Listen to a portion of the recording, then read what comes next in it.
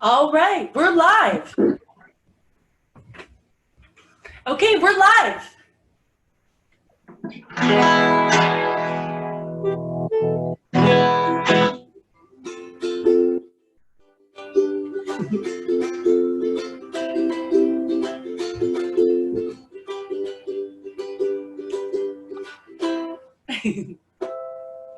Aloha, Maui and beyond. This is Trish da Dish. I'm live from La La Land. You're here on Mana'o at Home, a talk story, virtual concert, reality show that we've created with the family in Mana'o at Home and the Weekly Dish. Oh, I'm so excited to have you here today. We have a very special guest coming up, guitar, stringster, role model, composer, lover. He's the best. We love him, Tom Conway. He'll be up here real soon. Before I forget, I want to say thank you to all those who have signed the petition and talking to your legislators for the Save Our Stages legislation. It is trying to get Congress to help us save our national independent venues. And we need places like the Troubadour, and you'll be hearing more from Tom about these special places and how they've been a part of his history. We've got to save the stages, so check that out. I wanted to give some love. I'm actually wearing the Lucas Nelson shirt I got during this day when I met Lauren Rigo. I call it Neil Young Day, when I was planting seeds on the west side, and it was such a beautiful day, and she has been such a beautiful example of what it is to give back to Hawaii and the farmers. And she started this beautiful thing called Feeding Hawaii.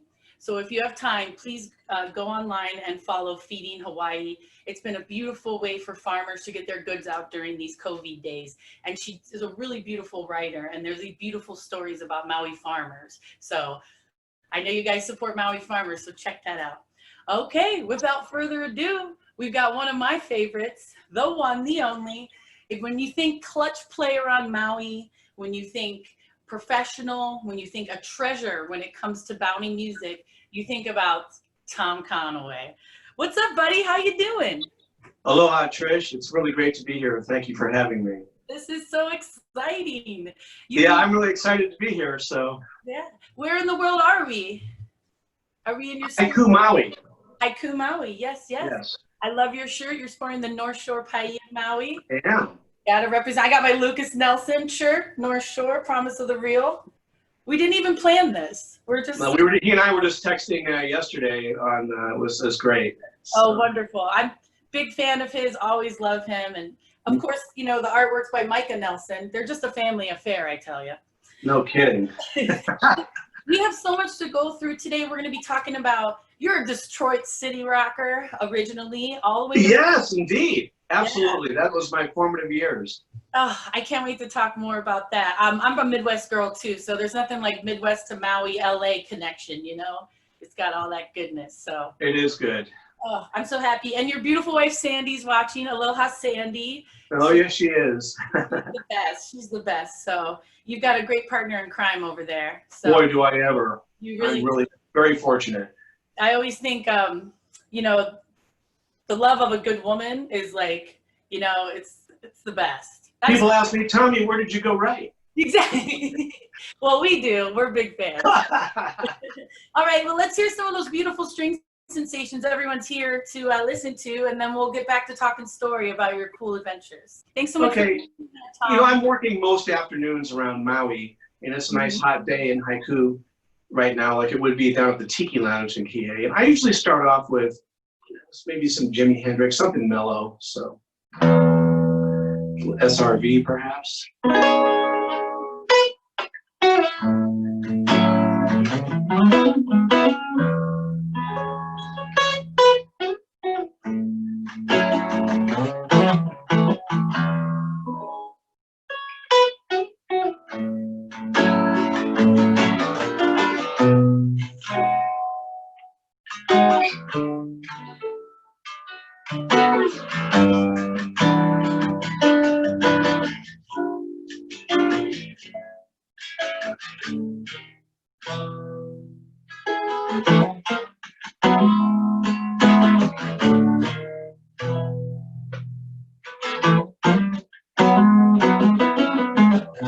Well, after all the jacks are in their boxes, the clowns have gone to bed.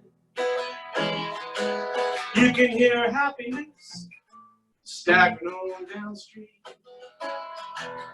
With footprints dressed in red,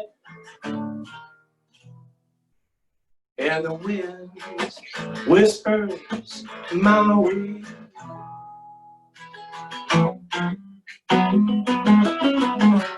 A broom is surely sweeping up the broken pieces of yesterday's life. Somewhere a queen is weeping. Somewhere the king has no wife. And the wind cries Mary.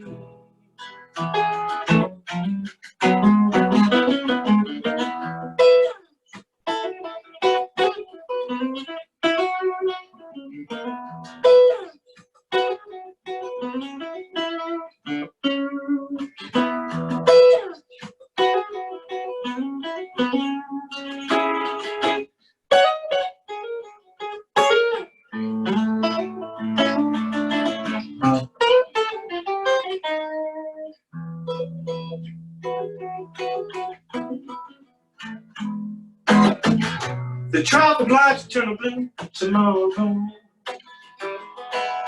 and shine their emptiness down on my bed. The tiny island sags downstream, 'cause the life it lived is dead.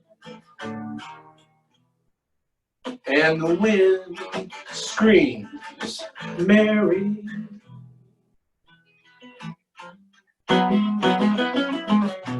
Well, the wind ever remember the names it has blown in the past? And with its crutch, its old in its wisdom, it says no, this will be the last. And the wind cries Maui.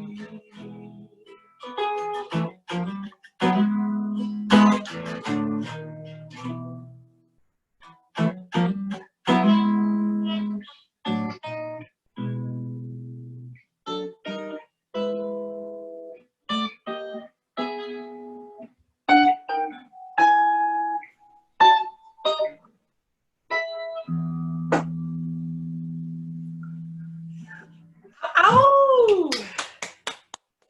I love Jimi Hendrix. Oh, nothing like starting with Hendrix. Ooh, I love him too. Did Rainbow Bridge? That makes me think of Rainbow Bridge. Right, and you know, when I was growing up, we had the album, but I don't know why, I just never knew that when I was a kid. Oh, it's on Maui. It wasn't until way later. It's like, and I watched the movie and all that stuff. It's actually really good. It was great performance. It's surreal to go to the space now up in Old Right? It's not the same. Let's talk a little bit about growing up in Detroit. I know you're Rock City blood. I love and you know, what was it like? It's a hard knocks town. I grew up outside of Cleveland, so I understand. Well, I grew up, you know, technically outside of Detroit, and you know, it wasn't that hard knocks in the suburb I grew up in. Was pretty nice.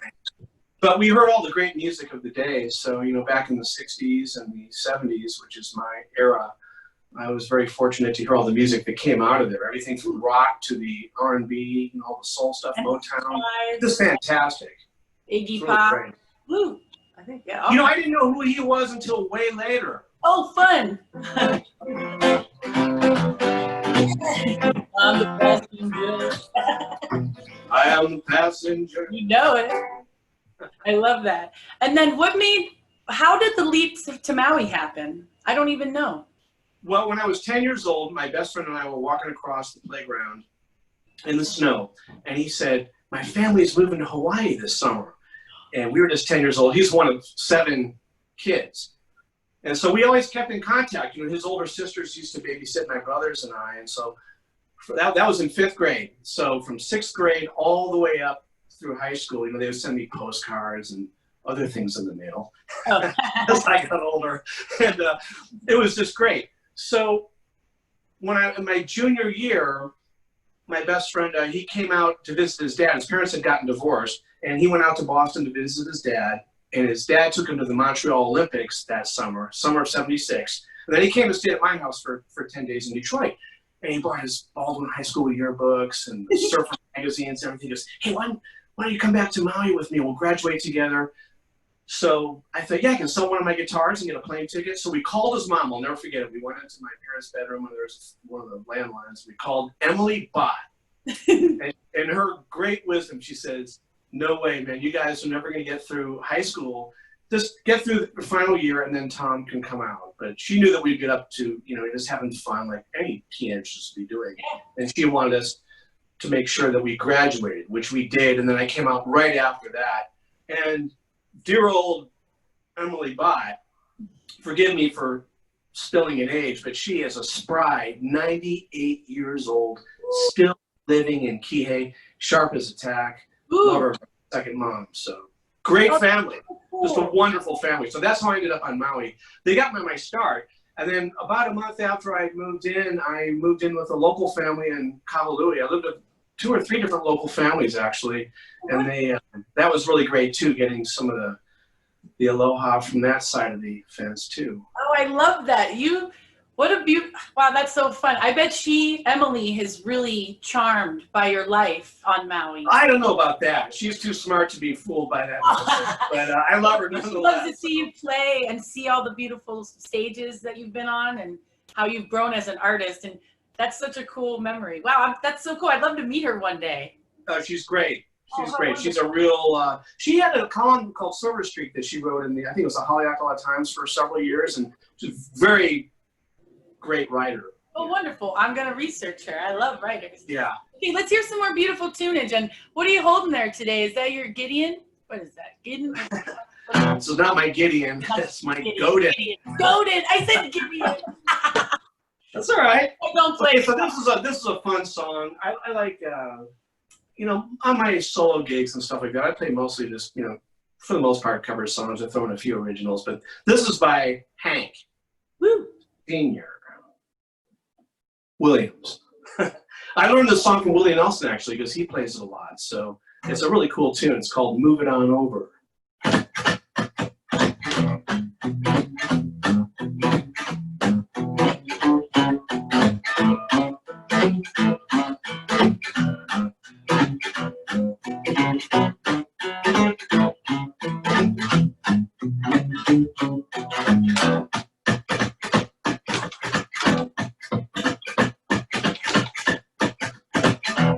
Well, I got to think about half past 10 and that baby mama let me move it on over, slide it on over, move on, little dog, 'cause there's a big dog moving in. But she's changed the lock on our front door. My pool key don't work no more.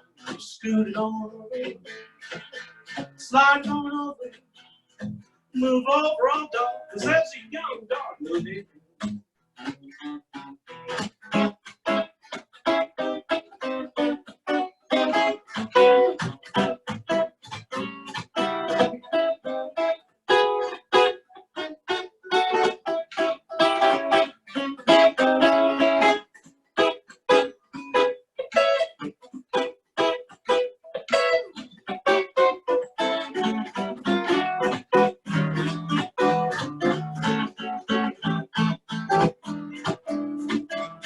Well, this doghouse here looks mighty small, but it's better than no house at all.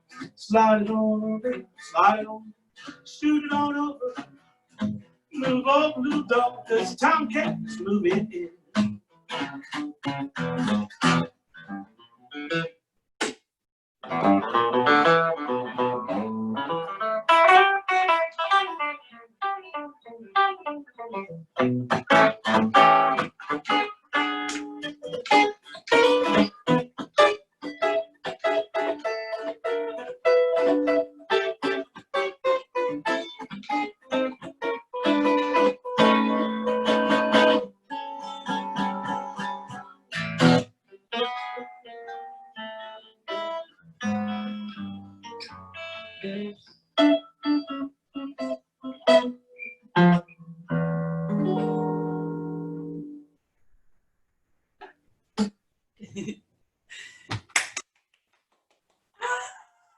That's a fun song too.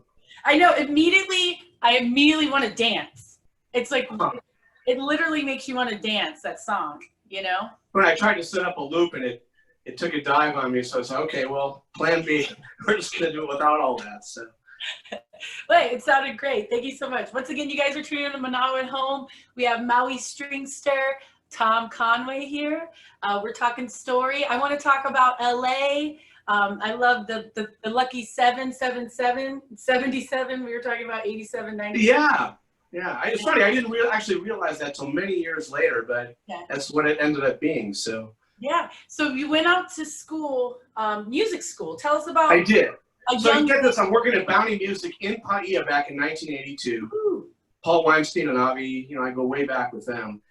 And Steve Grimes, that's where I met Steve. I was working there in Paia. And John Neff, the engineer, he lives over, I think he's in Oregon now.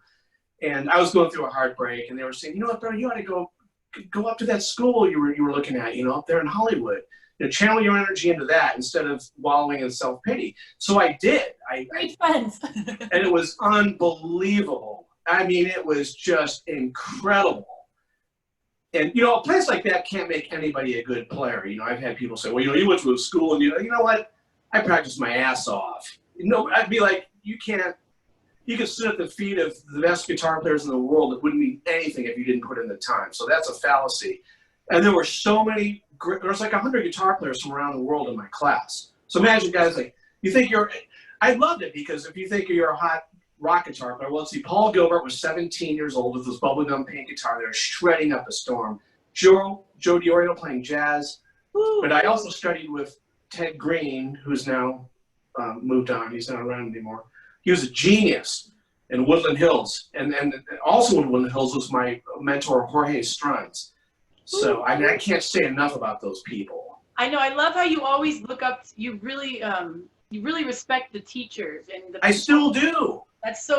These people were like, man, I've seen a lot of these people were like, they're just so dedicated, you can't believe it. I mean, the first time I went to Woodland Hills and sat down in front of Jorge Struns, just like this, and he had me play some vamp, and he just started on a steel string acoustic guitar. I was like, oh my God. So I just moved to LA. I took a lesson with him. I went back down to Santa Ana, and I called him the next day. I said, I need another lesson. And he started laughing. He goes, well, you were just here yesterday. I said, I know, but I got to bring a recorder or whatever. So when you're around people like that, hopefully some of it rubs off because they're really, really dedicated musicians. Oh, fantastic. Wonderful. And so you not only, then you started honing more. I like how we were talking the other day and you said, I continually am myself, but I'm still growing. And always. The world that's changing, I think that's really beautiful to share with young artists, is that no matter where you're trying to be you. And, it's just, don't compete. It's not about competition. No, it isn't, because like I say, if you went up to that school that I went to and you say, okay, well, I'm a badass back on Maui and I can play some rock guitar. It's like, okay, well, let's just see you out-shred Paul Gilbert. He's like, maybe you think I'm a jazz cat, man. I can play some jazz. I mean, they had some really serious teachers there. These people have been around a long time.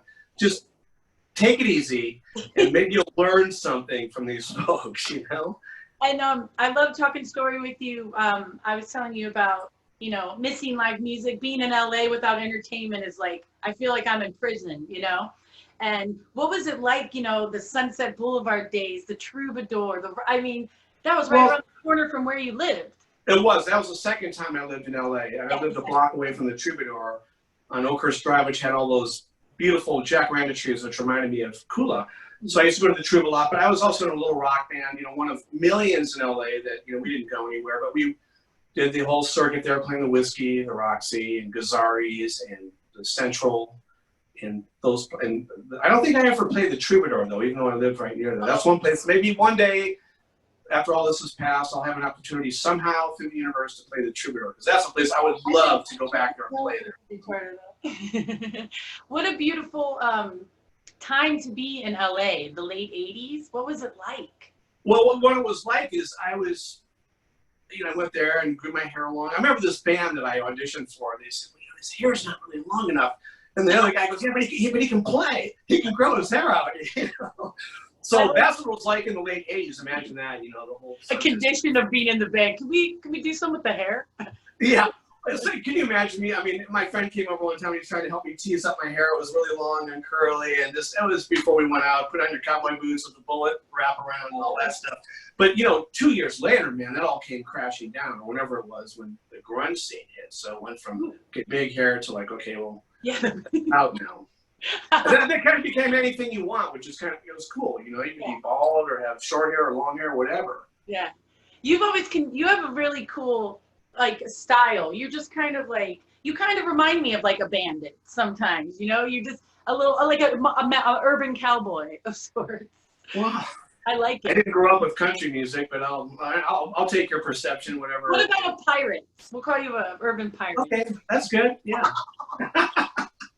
All right, Tom, thanks so much for being here, guys. I'm on home. Don't forget, support your local musicians, because he's a regular gig artist, and he's in bands, and he's playing on big stages. He was on tour. I mean, now he's, you know, this is a time where we need to support our artists. So right there on that cute little pineapple, you can go to PayPal, and you Maui Tomcat. He's the only one, so we'll tip him today. So let's get some beautiful music from that beautiful guitar there. What are you playing for us next, bud? I'm going to do some. We're going to switch gears and go to the Rat Pack. Ooh, I love it. All right, it's guys. Summertime. It's summertime, right?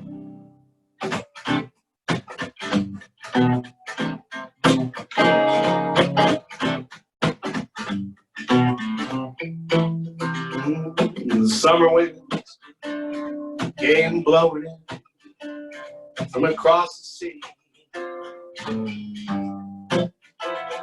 It lingered there to touch your hair and walk with me. And all summer long we sang a song, and then we strolled that golden sand. Two sweethearts sang, and the summer wind, like painted kites, those days and nights, they went flying by. The world was new beneath the blue umbrella sky. Well, then something, a piper man, one day he called to you. I lost you, and I lost you to the summer wind. The autumn winds and the winter winds, they have come and gone. Still the days, those lonely days, they go on and on. And guess who said there's lullabies through nights that never end. My fickle friend, oh, the summer wind.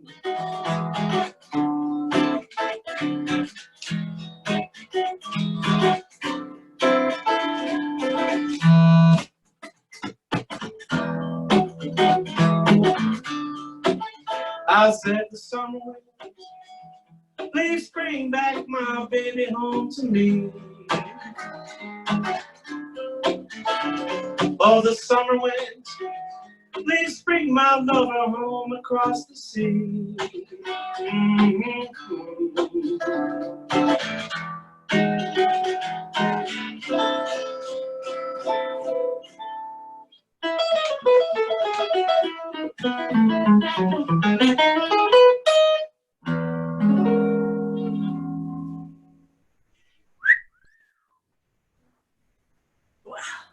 I guess the looper, I was going to try to do a little loop at the end, which I normally do, but it's acting up, so that's okay. It's okay.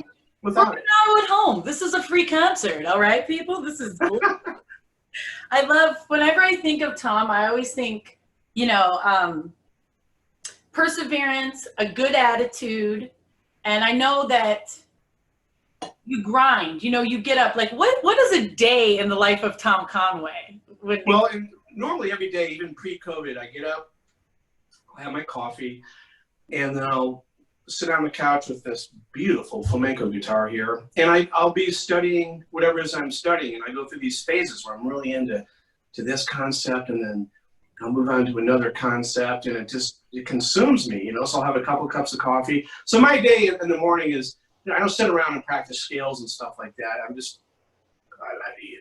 learning new concepts and things that keep this brain somewhat active, you know. I know. I thought it was really interesting that you dived into the world of music scores during this quarantine time. Yeah, that was about a month ago. Yeah, and it just, after a couple of years of intensely studying some Bach solo violin pieces, because all it says is like sonata in G minor. It's just like all these notes, right? It's just a single violin playing, but there's no indication of what it's doing and so I've analyzed it measure by measure, and it's these chord progressions that are being outlined. And then I get some recordings of one of my favorites is Hilary Hahn. She is just unbelievable. H-A-H-N. Checker solo violin. I mean, she is just phenomenal. ooh, So that was one thing. I mean, this little 36-page book, man, keep anybody busy for a long, long time. oh, that's so cool. I know. And yeah, the film score thing has been really enlightening. I have no aspirations of, you know, scoring for film.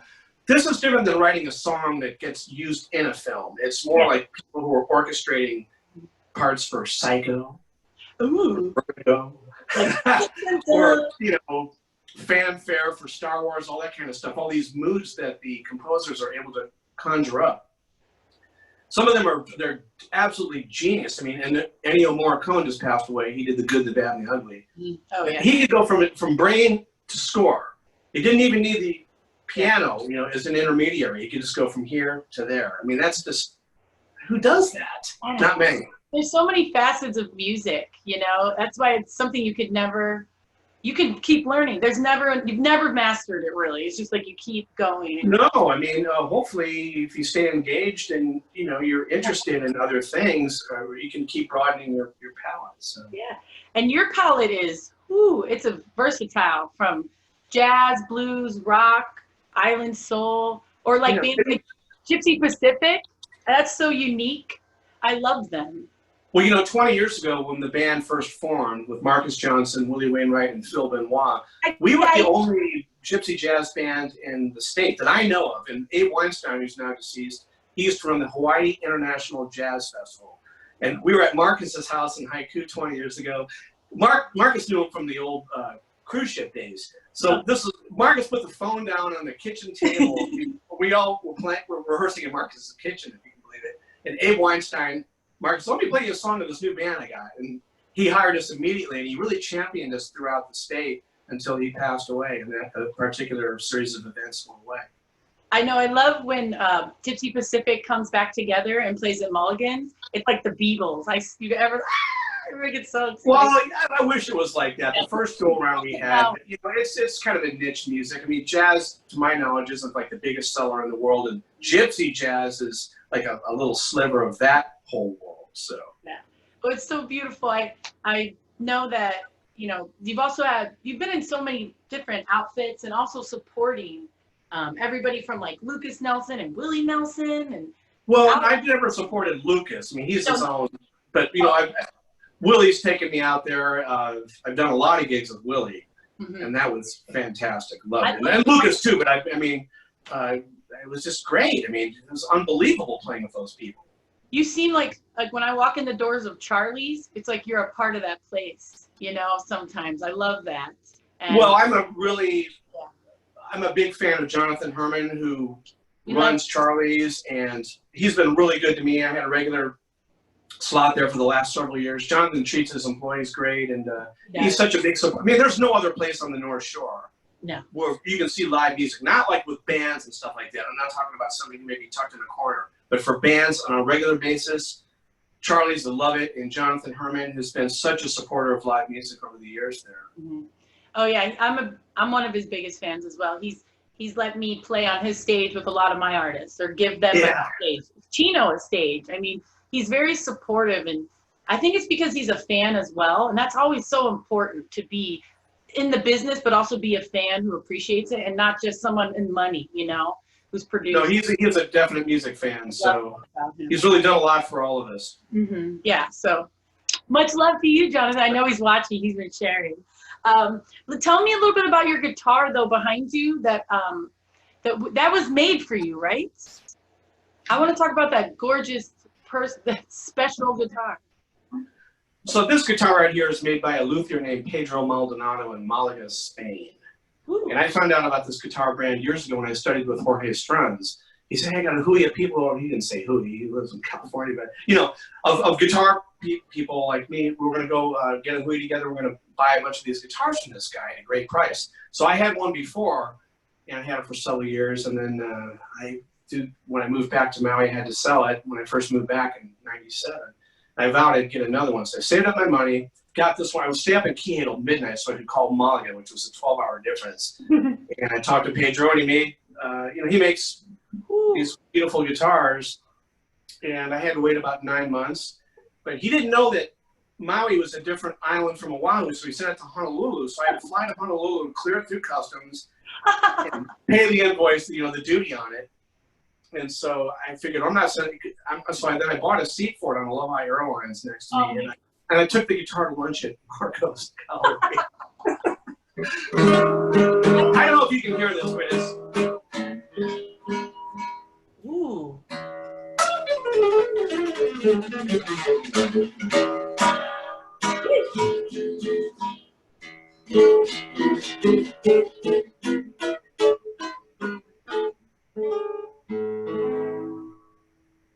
This is the guitar that I play every day because there's no pickup in it. It never goes in the case. It's always on a stand. So when I wake up in the morning and have the coffee, I can just reach over and play this. Ooh, that's your baby. That's what you said. This is, you know, this is Spanish cypress wood on the back and the sides of the spruce top and an ebony fingerboard. It's an exquisite guitar. It's very lightweight. There's no plywood on it anywhere. And it probably won't translate well through the phone here, but it's just got a good...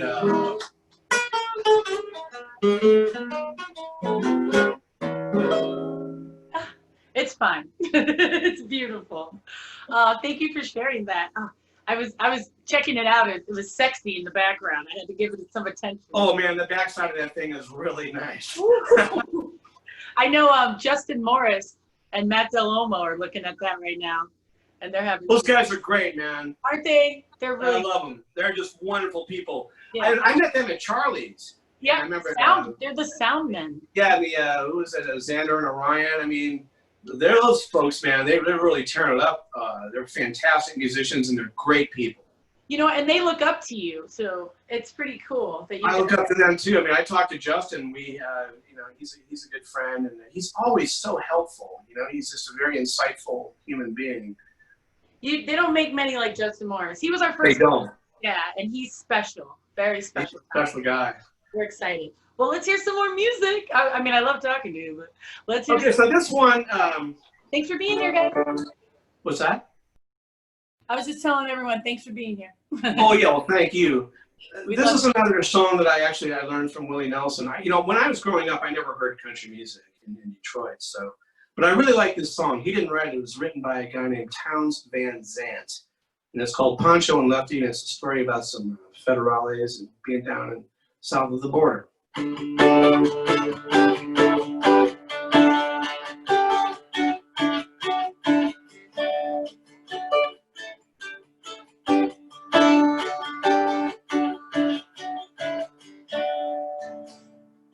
Willie did this song with Merle Haggard. It's a great video if you check it out online. Living on the road, my friend, is gonna keep you free and clean. And now you wear your skin like a, your breath is hard as kerosene. You weren't your mama's only boy, but her favorite one, it seems. She began to cry when you said goodbye and sank into your dreams.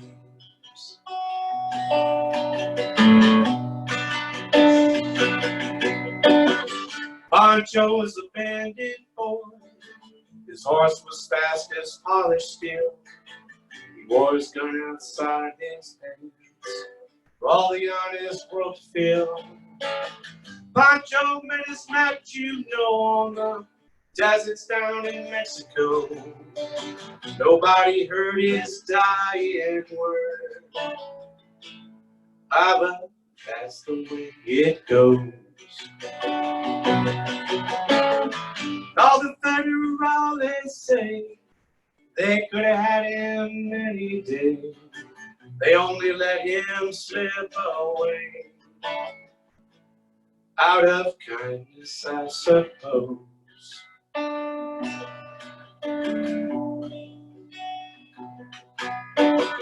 Lefty, he can't sing the blues all night long like he used to. The dust that Pancho bit down south ended up in Lefty's mouth.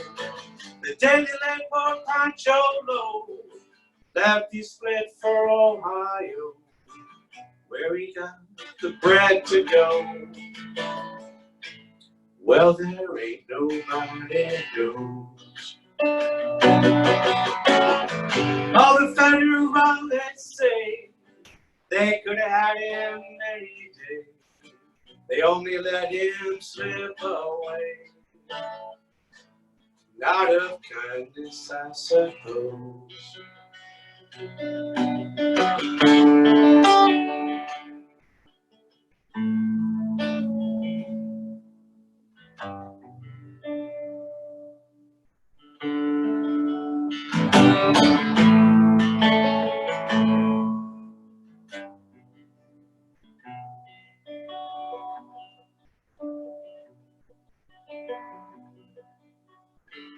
The boys tell how old Pancho fell. Lefty's living in cheap hotels. The desert's quiet and Cleveland's cold. So the story ends, we're told. Pancho needs your prayers, it's true, but save a few for Lefty too. He only did what he had to do, and now he's growing old. All the federales say they could have had him any day. They only let him slip away. Out of kindness, I suppose.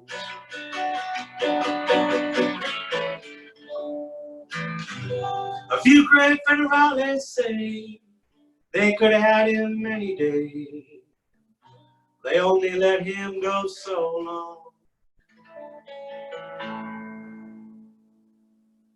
Out of kindness, I suppose.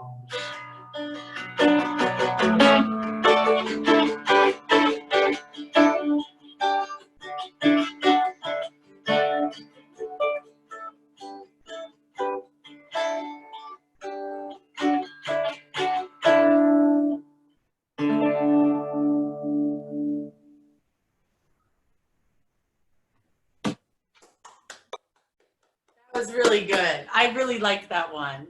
Thank you.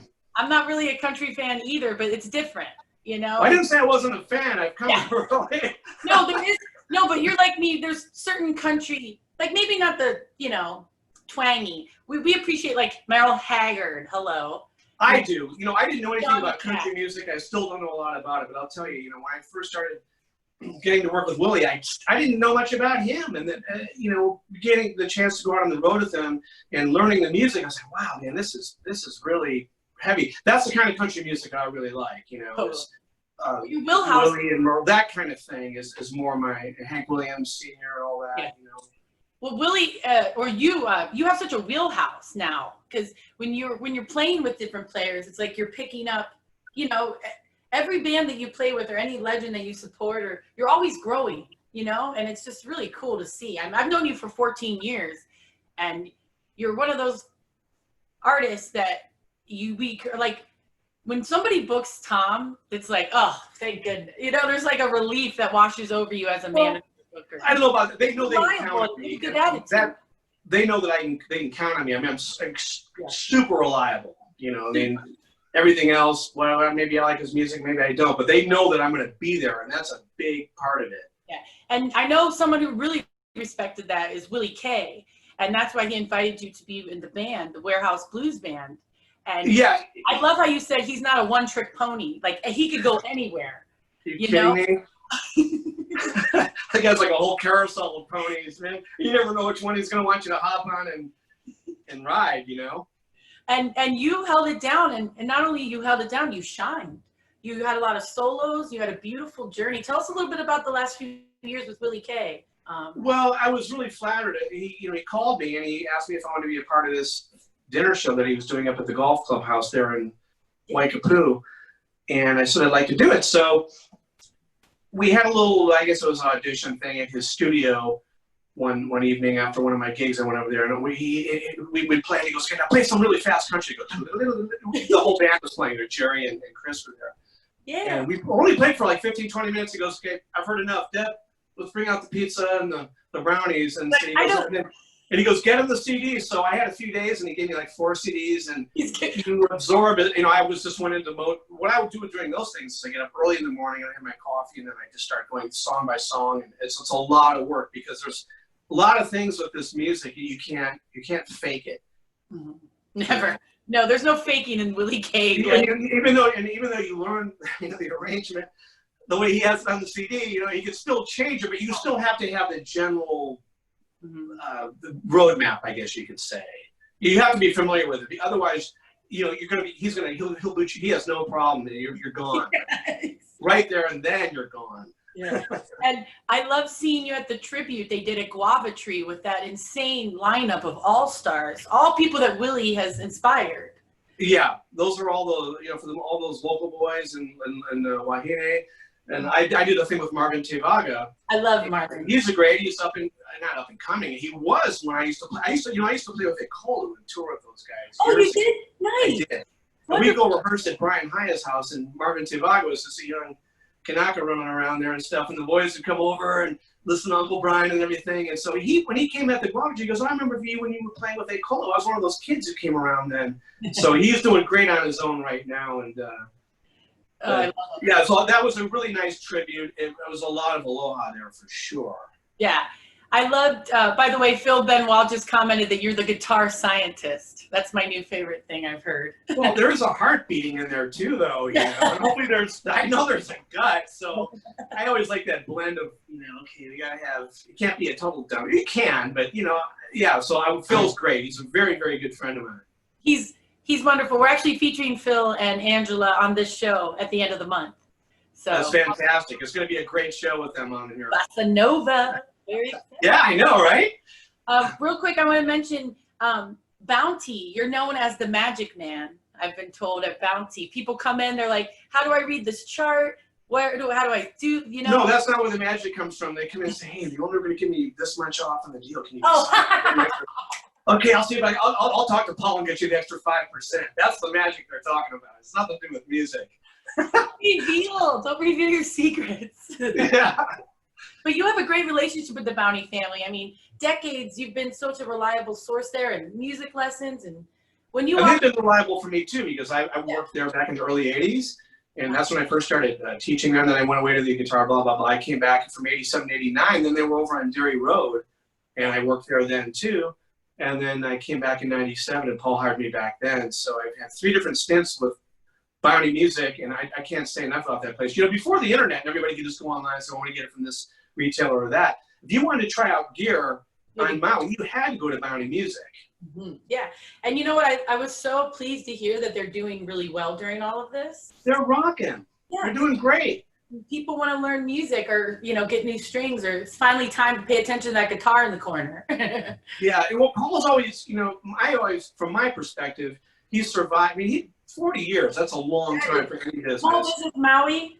Ooh. Yeah, and the customer service that he has extended to the Maui community, I think, is a prime reason why they're thriving. They're doing really well right now. So yeah, that makes me so happy.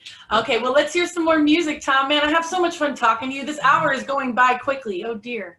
What are you gonna play for us now, doll? I'm gonna play a song for you that I wrote called "Medicine Man."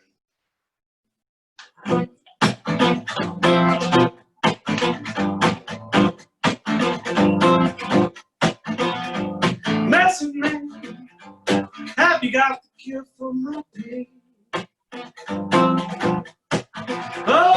medicine man, please help me find my way. My baby done left me, and I'm so lost I just might go insane. Now have you got a magic potion number 9 to make my head alright?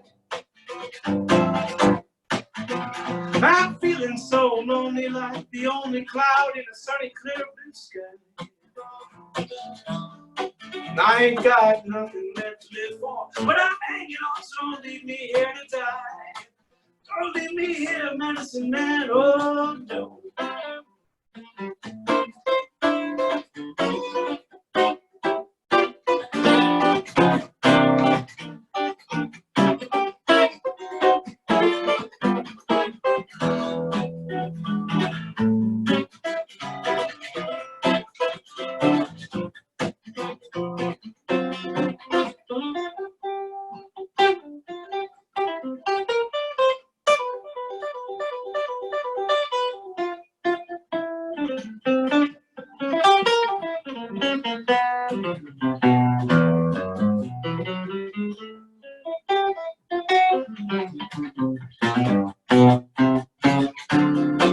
I said, medicine man, can you heal my cold, broken heart?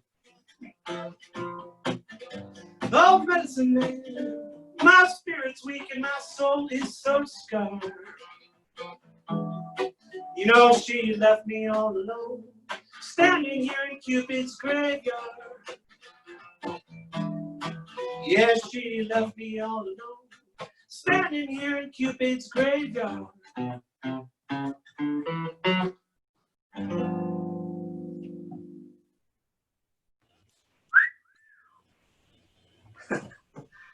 That's a really good original. I've never heard Thank you.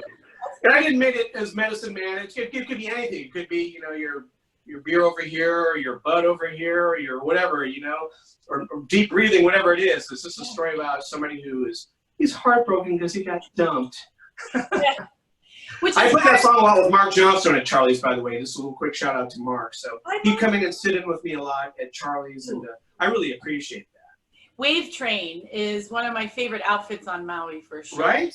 Gosh, Yeah. every time it's so funky. Just, oh. Yeah, and he's it's criminal that Mark can play all those instruments. So.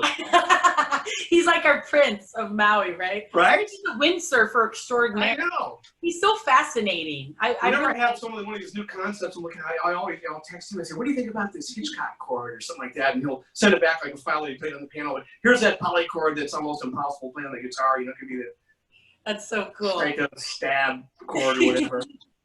Well, you've played with a lot of cool artists. Lily Mayola, one of my favorites I've supported over the years. Fantastic.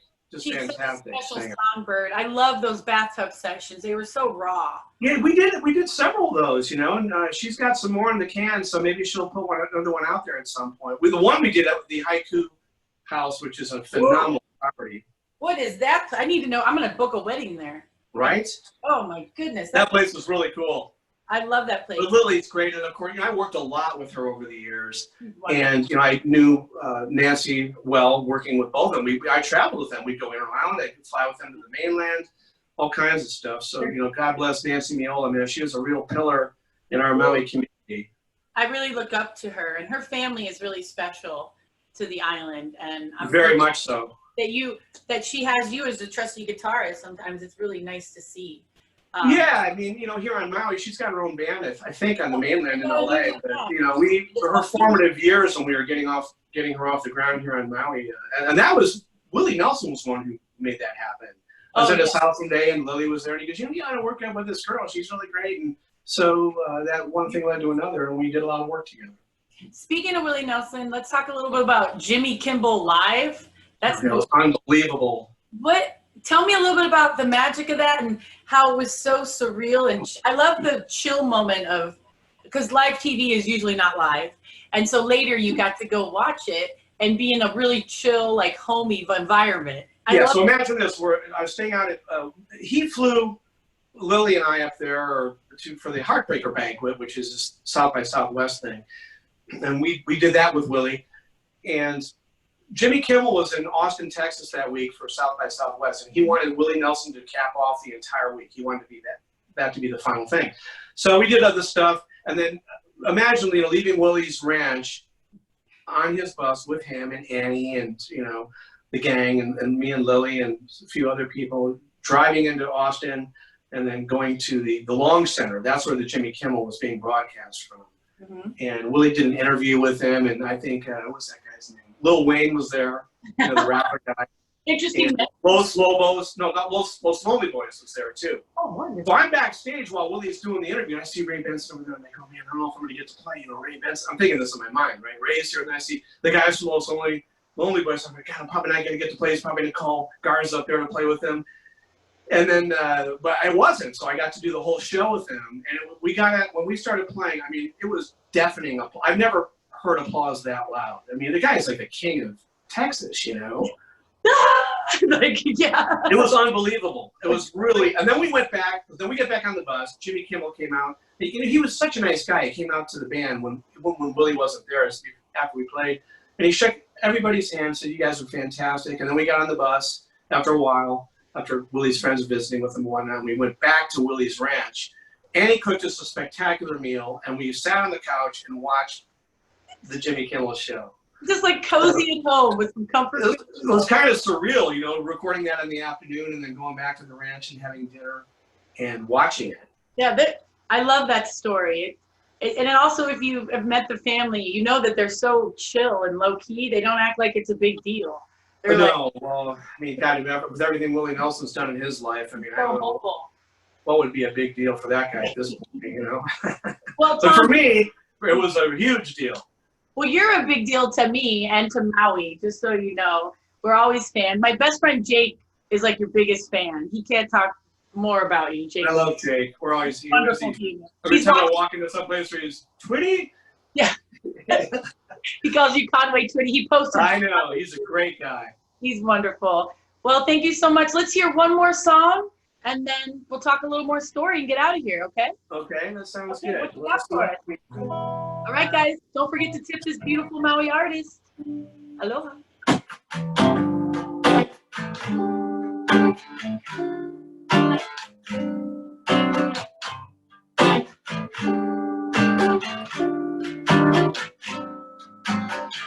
Four bars on my window, 8 bars on my door.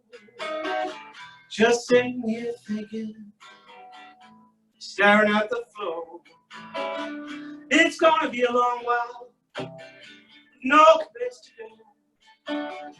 I try to stay busy, but there's nothing left no more. And that's why I've got the 12-bar blues.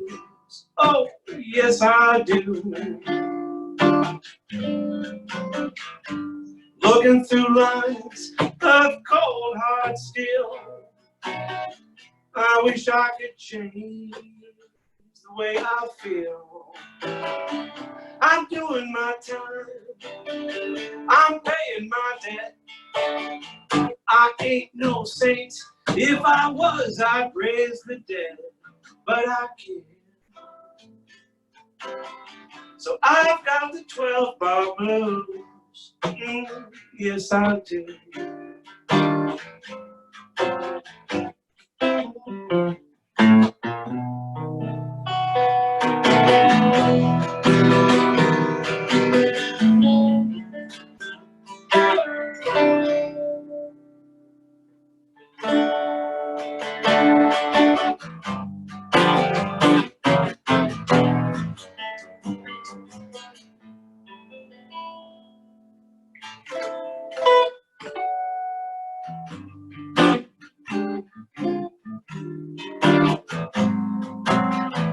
I'm here for good because I was bad. The things that I did in my lonely checkered past are haunting me now. I can't escape the voice in my mind that says I'm the only one to blame, and that's why I've got the 12-bar blues.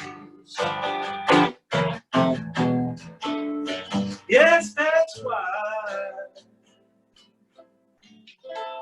Well, I've got the 12-bar blues.